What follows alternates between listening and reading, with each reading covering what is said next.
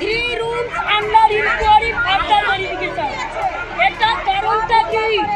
এটার কারণটা হচ্ছে যেখানে উনারা ফর্মের ডাটা এন্ট্রি করতে পারেনি, যেখানে সিআইসিএফ এই রাজপুর সোনারপুর পৌরসভার সিআইসি ডিপার্টমেন্টের হেড জনকল্যাণের মাননীয়া যেখানে 25 নম্বরের কাউন্সিলর সোনালী রায় উনি রয়েছেন, উনি কোথায়?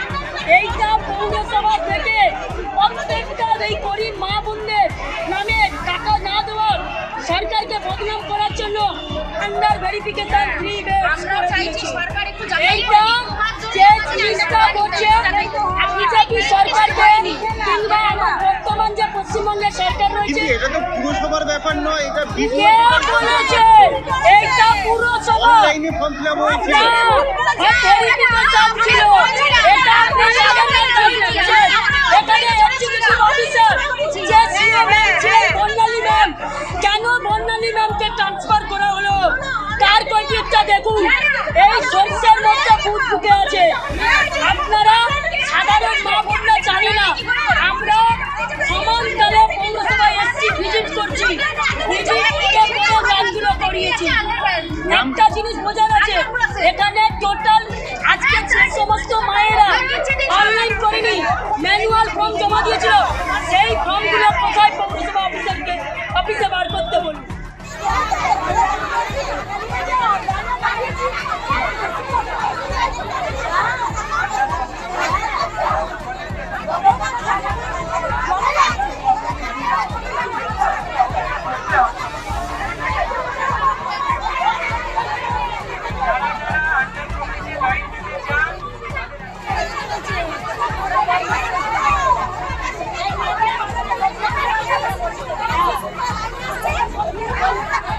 আমার অভিযোগ হচ্ছে যাদের মহাশয় যে আমাদের শুভেন্দু মহাশয় বলেছিলেন যে প্রথম ভোটে জেতার আগে উনি আশ্বাস দিয়েছিলেন সমস্ত লক্ষ্মীর ভাণ্ডার প্রাপকরা পাবে, বা যখন দেখলো লক্ষ্মীর ভাণ্ডারের অ্যাকাউন্টে বেশিরভাগ ছেলেদের অ্যাকাউন্ট, সেই ক্ষেত্রে উনি বললেন যে আমাদের ভেরিফিকেশন হবে, ভেরিফিকেশন হওয়ার পরে টাকা ছাড়া হবে। তো টাকা ভেরিফিকেশন না করে উইদাউট ভেরিফিকেশনে জুন মাস থেকে কিছু মানুষ পেলো, জুলাই মাসে বেশি সংখ্যক মানুষ পেলো, আগস্টেও পেলো, কিন্তু আমি প্রথম মাস থেকে কোনো মাসেই এখনও পাইনি। আমি অফলাইনেও ফর্ম ফিল আপ করেছি এবং অনলাইনেও ফর্ম ফিল আপ করেছি।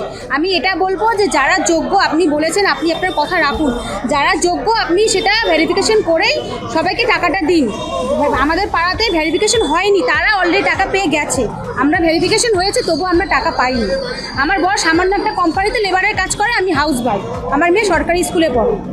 এতটুকুই চাইছি মাননীয়া আমাদের শুভেন্দু, এই জন্য এসেছি অন্নপূর্ণা ভাণ্ডারের জন্য টাকা ঢুকেনি, এই জন্য এসেছি কথা বলতে, বিক্ষোভ দেখালাম। এবং আমাদের যে চেয়ারম্যান এখানকার যে পল্লব দা, ওনার সাথে কথা বললাম, উনি কোনো রকম কোনো কিছুই আমাদের মানে আশ্বাস দিতে পারছেন না। উনি বলে যাচ্ছেন এগুলো আমাদের হাতে নেই, এগুলো আমরা কিছু করতে পারবো না, আপনাদের ওয়েট করা ছাড়া আপনাদের কোনো উপায় নেই।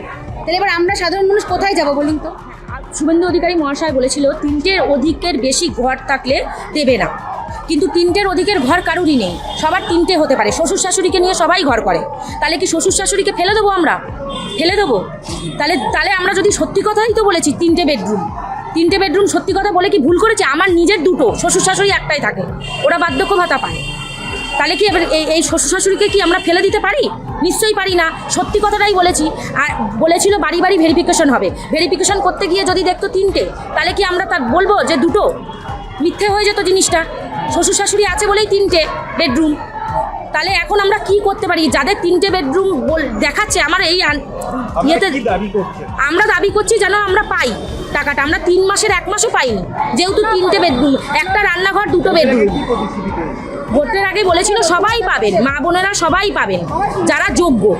আমরা কেউ সরকারি চাকরি করি না, হ্যাঁ আমরা কেউই সরকারি চাকরি করি না, সবাই রিক্সা চালিয়ে, ভ্যান চালিয়ে, অটো চালিয়ে, টোটো চালিয়ে খায় সবাই, যারা যারা এখানে এসছি। তাছাড়া সবার বাড়ি বাড়ি ভেরিফিকেশন করতে যাওয়ার কথা, কোনো বাড়ি এখনো যাওয়া হয়নি, কিন্তু পেয়ে গেছে অনেকেই টাকা। বাড়ির অবস্থা আমাদের টিনের ঘর, 2টো বেডরুম, একটা আমার শ্বশুর শাশুড়ি থাকে, একটা আমরা থাকি, আর একটা রান্নাঘর। এইভাবে খুলে বলা হয়েছে সার্ভার কাপেতে, সেখানে 3টে বেডরুমই দিয়ে দেওয়া হয়েছে। এখন আমি আজকেই বার করেছি আমার প্রসেসিংটা, তখন দেখালো যে 3টে বেডরুম, তাই আমি অযোগ্য। এটা হতে পারে? আমি শুভেন্দু অধিকারী মহাশয়কে হাত জোর করে বলছি, আপনি যাদের 3টে বেডরুম করেছেন, প্লিজ দয়া করে ওটা যেন অ্যাপ্রুভ হয়ে যায়। আপনি প্লিজ টাকাটা ঢুকিয়ে দেন। আপনি কথা দিয়েছিলেন, কথাটা রাখেন। আমরা যোগ্য, আমরা এখানকারই ভোটার, 30 নম্বর ওয়ার্ডের আমি বাসিন্দা। ওদের সময় কি বলেছিল যে সব মহিলা সব বেটিও টাকা পাবে, এখন এত নিয়ম কানুন করছে যে 12 লাখ টাকা পাবে, যে সরকারি চাকরি পাবে, যে ছাদঢালাই বাড়ি, যার 4 চাকা গাড়ি।